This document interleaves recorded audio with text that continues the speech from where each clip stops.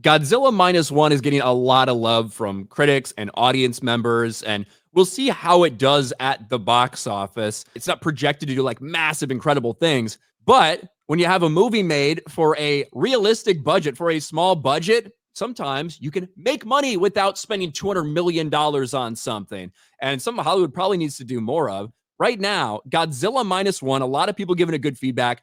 It had a $15 million budget. Look at some of these shots for Yeah. $15 million.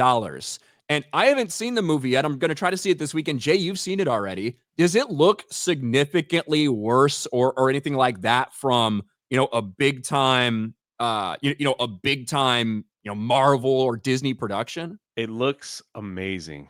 I was shocked when I left the theater. I was like, man, they got their CGI down like perfect. So the fact that this is only a $15 million budget, it's like, did they pay their actors $1 just to be in this film? like how did this even work? It looked incredible, dude. It looked everything about it, like when he was like stomping through the cities, destroying boats, stuff like that. It looked incredible. So, And like this is honestly, we talked about Five Nights at Freddy's with a $20-25 million budget. We've talked about how we've seen, other animation studios doing things for, 70, 80, $100 million like Super Mario Brothers, as opposed to what Disney's doing. There's a lot of problems in Hollywood, right? The woke aspect, pushing agenda, that's 100% a big part of the reason for their failure. But another reason is because these movies are just too damn expensive. yeah. Look at this shit.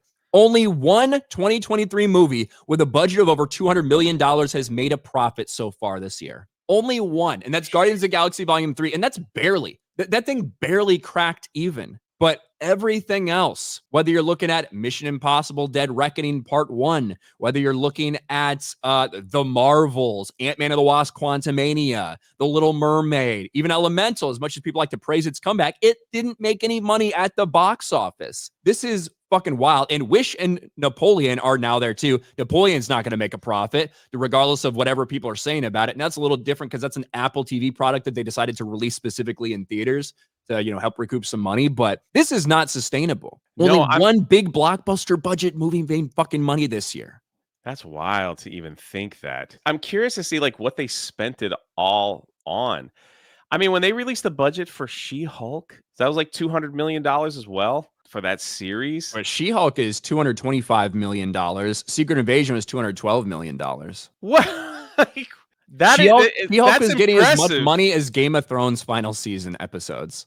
That is impressive. That's impressive. They spent that much, and holy crap, the CGI in She-Hulk was like, that was top tier garbage, man. But yeah, Godzilla was like way above all that stuff as far as CGI. Like you couldn't even like it, it's cool. It's like when you can't even really tell, when it looks real. That one picture that you showed of Godzilla chasing that small boat, that scene right there in the film was like seriously intense. That scene was pretty awesome. You can make movies on a realistic budget, right? Even Oppenheimer, $100 million.